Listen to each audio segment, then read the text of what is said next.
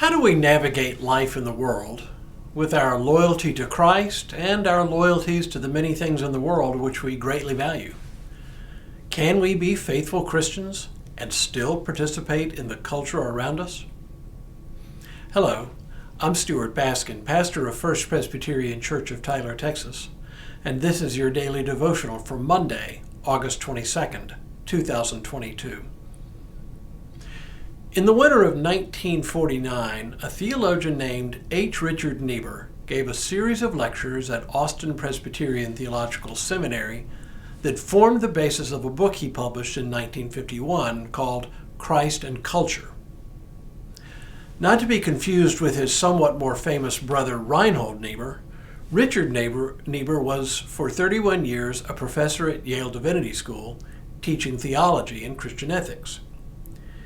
In his lectures and in his book, Niebuhr opens up a central polarity that has been part of the Christian experience literally from the very beginning of the church. It is the polarity we all experience in one way or another as a tension between our loyalty to Jesus Christ and the way we relate to the world in which we live. This is not exactly the same thing as the church-state issues we struggle with, but it's not far off. They really are kind of part of all of this. Niebuhr's main idea is that baked into Christian faith is this tension between loyalty to Jesus Christ and loyalty to the many objects and institutions that together make up the culture in which we live.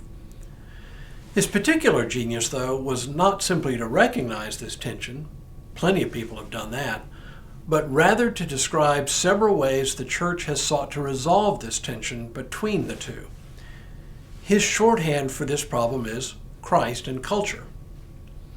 Throughout this week, I'm going to look at the 5 typical ways Niebuhr sees the church throughout the ages as having dealt with this question, all the way from church renouncing culture to church completely embracing culture, and several ways in between.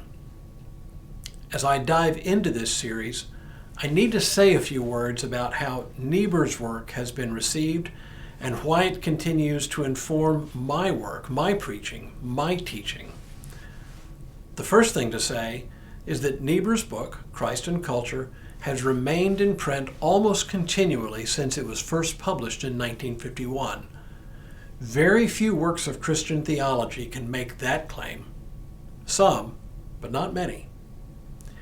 He's not been without his critics, of course, but even his critics have had to deal with his work and take it seriously.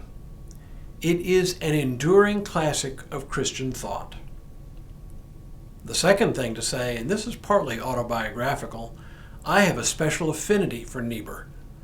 For one thing, my dissertation advisor wrote his dissertation on Niebuhr, including an important chapter on Christ and culture, and his dissertation advisor, a man named James Gustafson, did his dissertation under Niebuhr.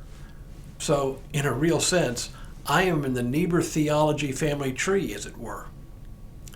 But my affinity for Niebuhr goes beyond this rather strained personal connection. Perhaps more than any other theologian, I orient myself through his work. And you are either the beneficiaries or else the victims of this orientation on my part. Finally, what Niebuhr explicitly tries to do is describe 5 typical answers to the question of Christ and culture, the question of how Christians live in and relate to the world as disciples of Jesus Christ. He calls them typical because he traces them throughout the history of the church, from the writers of various books of the New Testament to the early church fathers, to important theologians throughout the history of the church, and even into the modern world. He writes, "The question of Christianity and civilization is by no means a new one. That Christian perplexity in this area has been perennial, and that the problem has been an enduring one through all the Christian centuries. It is helpful also to recall that the repeated struggles of Christians with this problem have yielded no single Christian answer, but only a series of typical answers, which together, for faith, represent phases of the strategy of the militant church in the world. That strategy, however, being in the mind of the captain rather than the lieutenants, is not under control of the latter.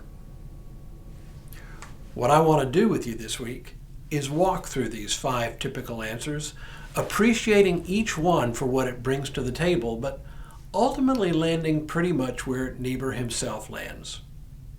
As we walk through this journey together, be thinking about your own questions and struggles with this tension between Christ and culture, between living a life of faith and living in the world.